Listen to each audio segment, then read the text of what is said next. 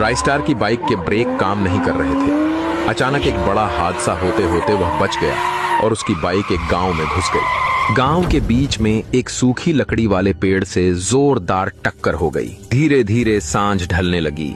गांव में शाम के 7 बजने की घंटी बजने लगी। तभी चारों ओर हलचल मच गई। गांव के सभी लोग घबराकर अपने अपने घरों में घुसने लगे।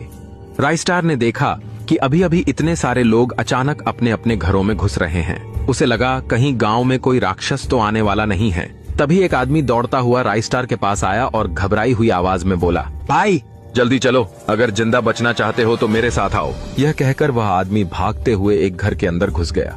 राइस्टार पीछे पीछे जाकर घर के अंदर घुसा और बोला, मैं आज पता करके ही रहूंगा कि आप लोगों के गांव में कैसी आत्मा रहती है। तभी वो लोग बोले, भाई आप जल्दी ऊपर आ जाओ, वरना वो आपको भी मार डालेगा। राइस्टार ने उनकी बात को नजरअंदाज करते हुए एक कुर्सी लेकर बैठ गया। ठीक उसी वक्त एक डरावनी आवाज गूंजने लगी। तभी एक डरावनी आत्मा उसके सामने आ गई। उसके शरीर से धुआं उठ रहा था। आत्मा बोली, राइस्टार तू आज मरेगा, मेरे हाथों मरेगा। तू ही था जिसने मुझे मारा था ना। ये कहते हुए वो आत्मा गायब हो गई। राइस्टार बाहर जाकर देखता है तो सूखी हुई पेड़ के साथ साथ आत्मा भी गायब हो चुकी थी।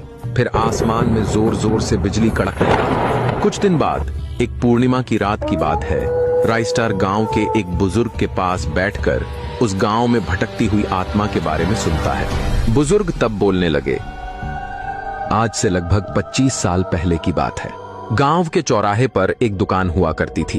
उस दुकानदार की एक अजीब आदत थी। वह हमेशा हरे रंग का जोकर जैसा कपड़ा पहनकर अपनी दुकान चलाता था।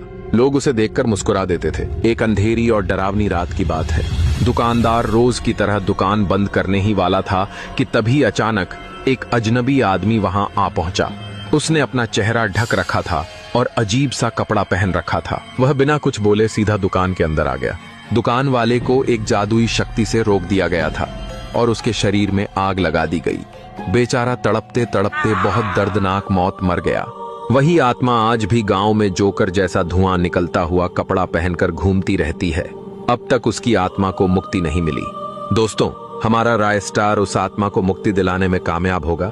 पार्ट 2 देखने के लिए कमेंट में यस लिख दो।